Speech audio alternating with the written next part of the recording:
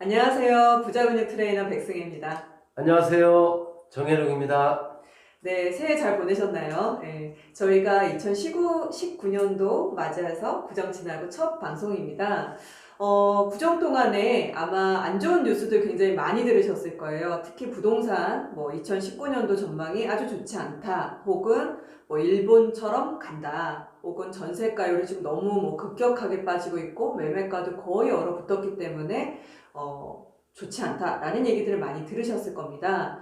자, 그러면 경매도 과연 그러냐 한번 궁금하시죠? 그래서 저희가 한번 경매 물건을 검색하는 여태 동안은 간단히 용어들이라든가 문서를 보셨다면 이제는 검색하기 한번 들어가 보도록 하겠습니다.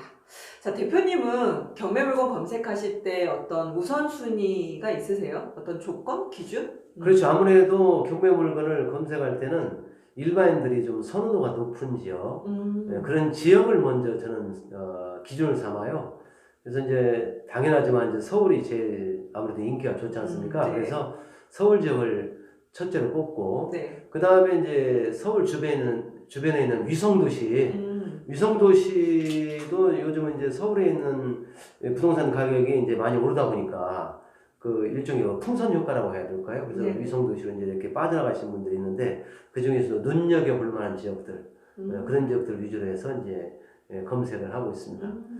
그러니까 지역을 먼저 보신다는 거고, 저 같은 경우에는 돈이 이제 많지 않을 때부터 경매를 시작을 했기 때문에 이 소액으로 할 수 있는 것들을 좀 많이 보거든요. 예. 그래서 금액별로 어떤 날은 한 2천만 원으로 투자할 수 있는 물건들을 딱 금액대를 정해놓고 전국으로 보는 경우도 있어요. 그러다 보면 그 지역을 모르기도 하지만 그 물건 하나 때문에 울산에 2천만 원짜리가 울릉도에 혹은 독도에 혹은 목포에 이런 식으로 좀 제가 모르는 지역도 나오다 보니까 훨씬 더 공부하는 좀 재미가 있더라고요. 이 사람마다 다 검색하는 방법은 좀 다르신 것 같아요. 그래서 검색할 수 있는 방법 간단하게 보면서 요즘 그 화두로 던져드렸던 경매 시장도 정말 좋지 않냐, 입찰자가 줄고 낙찰가율도 떨어지고 있는 것이 맞냐, 이걸 한번 팩트를 체크를 해보도록 하겠습니다. 보통 이제 경매를 검색하실 때 요일별로 검색하시는 방법도 있고 법원별로 검색하시는 방법도 있고 물건별로 검색하시는 방법이 있는데요. 저희는 지금 최근에 이 경매 낙찰 사례를 볼 거기 때문에 요일별로 한번 살펴보도록 하겠습니다. 저희가 이제 참고로 삼고 있는 건 스피드 옥션인데 다음에는 또 다른 사이트를 가지고 한번 해보도록 하고요. 스피드 옥션을 보니까 저희가 오늘 2019년 2월 8일입니다. 그런데 이 8일 날은 지금 보니까 의정부 3개의 물건밖에는 나와 있지 않네요. 그래서 앞에 있는 것들을 쭉 눌러봤더니 휴일이라서 일정이 없었죠. 그래서 1월달 31일에도 없었고 29일을 가니까 그제서야 서울 남부 8개가 진행이 됐었군요. 자, 그러면 서울 남부 8개 열어서 보도록 하겠습니다. 아파트가 총 6건, 그리고 빌라가 약 13건 정도 진행이 됐어요. 저희는 좀 쉽게 아파트에 대한 물건부터 열어서 보도록 하겠습니다. 자, 아파트 물건들이 매각된 사례가 지금 보이네요. 한번 볼게요. 구로구 개봉동에 있는 전용 25평, 말 그대로 전용이 25평이니까 공급 면적으로는 한 30평 정도쯤 되는 걸 것 같고요. 입찰자 수가 10명. 네. 그리고 낙찰가율은 110%. 감정가를 넘었군요. 또 밑에 물건도 보니까 입찰자가 5명, 낙찰가율은 93%, 또 밑에 물건도 입찰자가 1명이지만 102%를 낙찰가율이 넘었고, 지금 어찌 보면 이날 낙찰이 된 물건들 3개가 모두 다 93%에서 110%. 그러네요. 생각보다 지금 굉장히 좀 높아요. 그리고 입찰자가 가장 많았던 10명이었던 물건을 한번 볼 건데요. 대표님 어떻게 보면 이제 입찰자가 정말 적어야 됨에도 불구하고 왜 이런 현상들이 조금 벌어지고 있는 걸까요? 글쎄요. 요즘 부동산 경기가 안 좋다고는 하지만은 지역별로는 좀 차이가 있는 것 같아요. 서울 지역이라 하더라도. 그래서 이제 경기가 안 좋아도 데가 있습니다. 여러 가지 기준이 있지만 그 한 가지만 든다면 역세권. 네. 역세권 같은 경우는 요즘 그 시중에서 하는 말이 그거잖아요. 다 팔고 똘똘한 거 하나만 잡아라. 네, 네, 이런 얘기도 맞아요. 있어요. 그래서 부동산 경기가 안 좋을 때는 기존에 이제 많이 예를 들어서 부동산을 많이 가지고 있던 분들이 네. 주변에서 이제 나쁜 것부터 이렇게 팔아요. 음. 좋은 것을 이제 하나 움켜쥐려고요. 그러다 보니까 입찰한 사람들 입장에서도 여러 군데에다가 이렇게 산재해서 투자하는 것보다는 제일 그 확실하고 미래 가치가 있어 보이는 것 이런 데다 투자하자. 그래서 아마 여기 있는 곳들은 그 크게 타격을 안 받는 것 같은데 아마 이 지금 구로구 개봉동의 현대 홈타운도 아마 그런 이유를 좀 요소를 가지지 않았을까. 아, 네. 그렇게 일단 추정이 됩니다. 열어서 한번 볼게요. 예. 네. 구로구 개봉동 현대 홈타운 2단지 210동 1303호입니다. 저희가 적어도 이 경매 물건을 보실 때요, 이제 굉장히 여러 개가 검색이 돼서 나오실 텐데, 적어도 몇 동인지, 그 다음에 몇 호인지 정도는 기억을 해 놓으시는 게 좋으세요. 왜냐면 나중에 저희가 도대체 이 부동산의 가치가 얼마지? 라고 하는 걸 살펴볼 때 첫 번째가 실거래가, 그 다음에 두 번째는 매물 검색이실 텐데 이 두 가지가 모두 다 내가 기존에 있는 물건하고 실거래된 물건의 차이점을 어느 정도는 체크를 하셔야 되기 때문에 꼭 기억을 해주셨으면 좋겠고요. 자, 그 다음에 전용 면적이 25.69, 말 그대로 84 타입이네요. 그러면 33평 정도, 그 정도라고 보여지고요. 감정가는 4억 9,500. 자, 그런데 낙찰가는 110%. 그래서 5억 4,500에 낙찰이 됐습니다. 자, 그러면 저희가 이게 왜 100% 정도쯤을 넘었는지 이 단서를 조금 찾아봐야 될 것 같아요. 대표님 말씀대로 이 부동산이 정말 위치가 좋은 물건이냐. 그러면 당연히 경기가 좋지 않은 데라 하더라도 당연히 이 입찰자가 많지 않겠느냐. 네. 그렇죠. 위치도 이제 좋아야 되고 이제 아무래도 경매 감정 시점으로부터 네. 입찰길이 잡힐 때까지는 시세 변동이 있을 수 있잖아요. 아, 그렇죠. 그런 부분들을 한번 확인해 볼 필요가 있다고 봅니다. 네, 그러면 첫 번째 확인, 과연 얘는 위치가 좋으냐. 그렇죠. 부동산은 첫째도 위치, 둘째도 위치라고 했으니까요. 자, 점점 줄여가 보겠습니다. 자, 그랬더니 1호선 개봉역이 굉장히 가까운 곳에 위치해 있네요. 자, 근데 이 위치가 어느 정도의 거리인지 알 길이 없으니까 한번 자레대고 한번 그대로 재보도록 할게요. 제가 이 단지를 나와서 그대로 걸어가 본다라고 가정을 하면 이쪽으로 가서 건너볼까요? 네. 1번 출구까지 딱 건넜더니 500m 정도의 거리면서 약 도보 7분. 뭐 아주 넉넉히 여자 걸음을 걸어간다 하더라도 10분 거리 이내니까 역세권이 많네요. 초역세권이라고 봐야 되겠죠. 네. 그래서 대표님 말대로 위치가 좋은 물건 맞구나. 자, 그렇다 하더라도 입찰자가 좀 많은 것까지는 이해가 되는데 굳이 이렇게까지 낙찰가가 높아져야 될 이유가 있을까라고 했을 때 대표님이 지적해 주신 게 감정 시점. 그렇죠. 시세 변동이 네. 있지 않겠느냐. 이제 그거를 아무래도 정확히 확인해야 입찰가를 정하는데 실패를 하지 않거든요. 아, 그렇군요. 그럼 그걸 한번 확인해 보실까요? 그럴까요? 네. 자, 감정 평가 현황을 봤더니 주 TMB 감정이라고 하는 주식회사 감정 업체겠죠. 가격 시점이 2018년도 9월 5일입니다. 지금으로부터 거의 6개월 정도 전, 5, 6개월 전이네요. 그리고 또 9월 5일 그러니까 9.13 대책이 나오기 또 전이기도 한 시점이네요. 네. 자, 분명히 그 시점으로부터 뭔가 가격 변동이 있었을 것이다. 그리고 높게 된 것으로 봐서는 당연히 가격이 올랐을 것이다. 그렇게 일단 추정이 되죠. 네. 아무래도 경매 입찰한 사람들이 일반적으로 이제 아파트 같은 경우는 그렇게 경매 고도의 전문가 집단은 없다고 보여지고 대부분 이제 크게 두 가지가 투자를 목적으로 하는 경매 초급에서 중급 단계에 있는 분들 그분들하고 이게 경매 투자를 목적으로 하는 분들하고 그다음에 실소유 이런 목적으로 하는 그 두 가지 이렇게 부류를 이렇게 나눠진다고 보여져요. 그러나 어쨌든 10명이나 입찰을 했는데 110%의 낙찰이 됐다는 것은 그간의 어떤 시세 변동이 있지 않을까 그렇게 일단은 추정이 됩니다. 네, 그러면은 저희가 체크할 거 말 그대로 가격이 또 올랐을 거라고 추정을 했기 때문에 저희가 어떤 걸 그러니까 서류를 한번 확인을 해야 되잖아요. 그렇죠. 네, 그게 그러면은 실거래가라고 보시는 거죠. 아무래도 공식적으로는 이제 그것을 꼭 확인해야 되겠죠. 네, 그럼 실거래가를 한번 열어서 확인해 보도록 하겠습니다. 현대 홈타운이었고요. 그리고 면적을 넣는 게 있어요. 자, 그래서 여기도 59.49. 말 그대로 경매 물건은 전용 면적을 기준으로 하고 있기 때문에 59 타입이었고, 여기다가도 59라고 써줘야 되는 거죠. 59가 맞았었나요, 대표님? 갑자기 헷갈리네요. 한번 다시 한번 네, 확인해 네, 볼까요? 실수하면 안 되니까. 아이고, 84네요.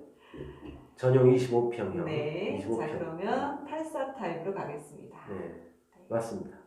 자, 그랬더니 이게 거래 시점, 마지막 시점이 저희가 지금 이 물건을 낙찰이 된 시점은 2019년도 1월 말인데 이 마지막으로 거래가 된 것이 2018년도 5월 달이네요. 네, 아까 감정 시점이 9월.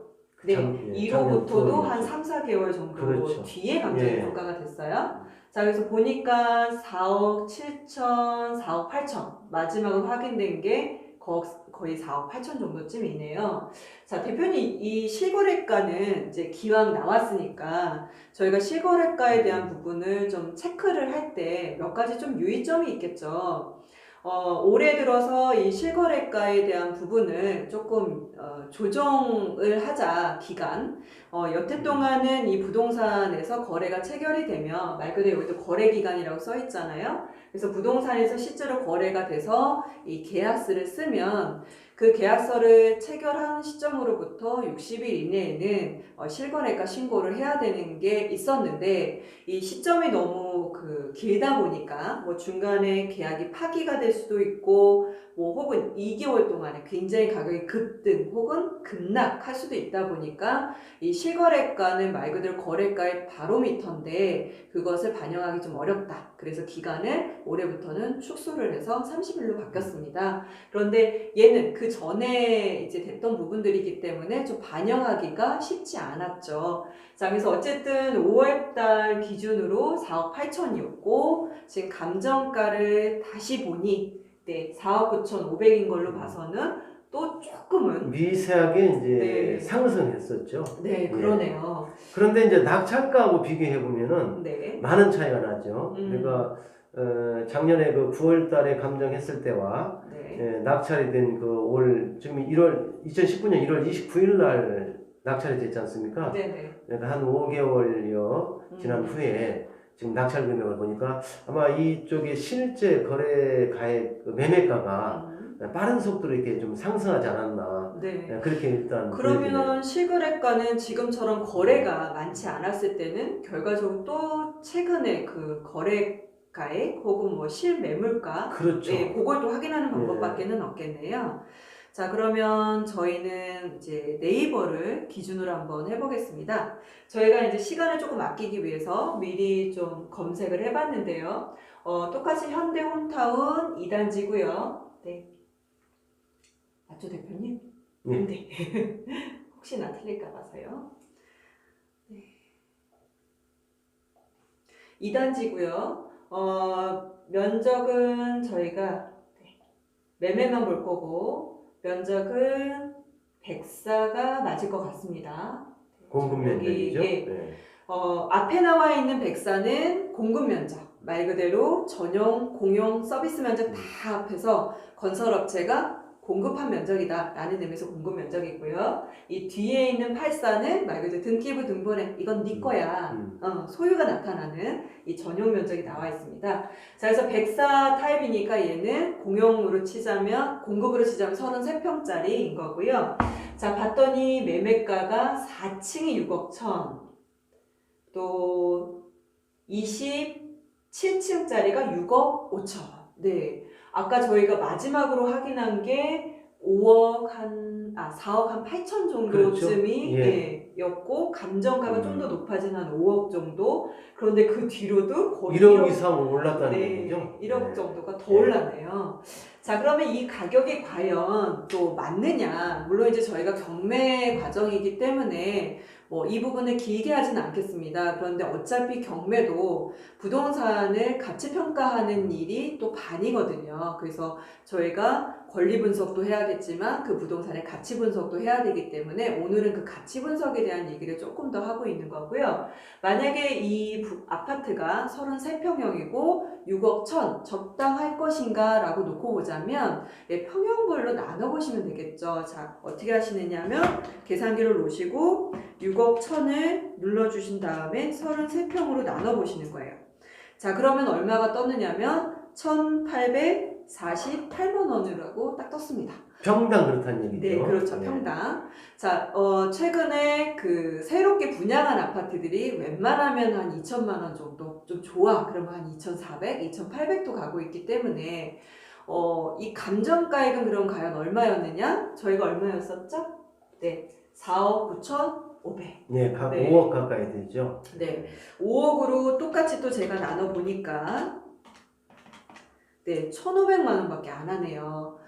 그래서 결과적으로는 이 5억이라고 하는 금액이 그래도 서울에 아무리 변두리라 하더라도 역에서 걸어서 10분 정도밖에 되지 않는 아파트고 그 아파트가 1,500? 그렇다면 오래된 지어진 지 한 10몇 년, 거의 20년쯤 되는 아파트라 하더라도 네, 등기 시점 한 번만 볼게요. 네, 보존 등기일이 2001년도니까 저희가 2019년이니까 거의 17년 차 17, 8년? 네, 17년, 18년 정도쯤 되는 아파트인데 당연히 새 것에 비해서는 가격이 떨어져야겠지만 경기권에 있는 아파트하고 비교하더라도 경기권의 새 아파트하고 비교를 하더라도 분양가들이 거의 1,300대에서 1,600만 원대이기 때문에 서울의 금액이 1,500? 굉장히 싼 거죠. 네, 그래서 그 심리적인 부분이 쭉 반영이 되면서 웬만한 좀 오래된 아파트들이라도 지금 서울에 있는 아파트에 거의 1,800 정도 선까지는 좀 무난히 가고 있습니다.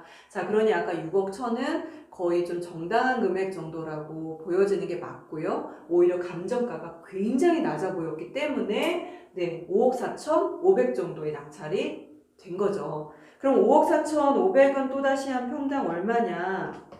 네. 1,650만 원밖에 안 하네요.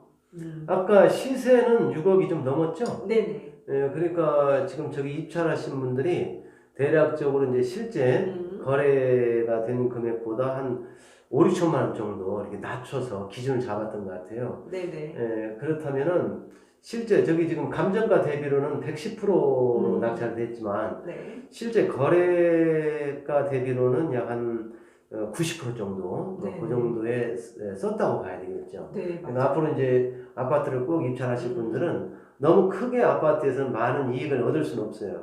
특히 이제 실소유자들하고 경쟁을 하게 되면 투자를 목적으로 하시는 분들은 아무래도 불리할 수밖에 없죠. 그렇죠. 왜냐하면 실소유자들은 가격을 좀 더 높이 쓰는 경향이 있으니까. 네. 네, 그러면 대표님 이제 그 최근의 경매의 어떤 트렌드를 저희가 간략하게 조금 정리를 해볼까요? 자, 그러면 여전히 입찰자는 많을 것이냐?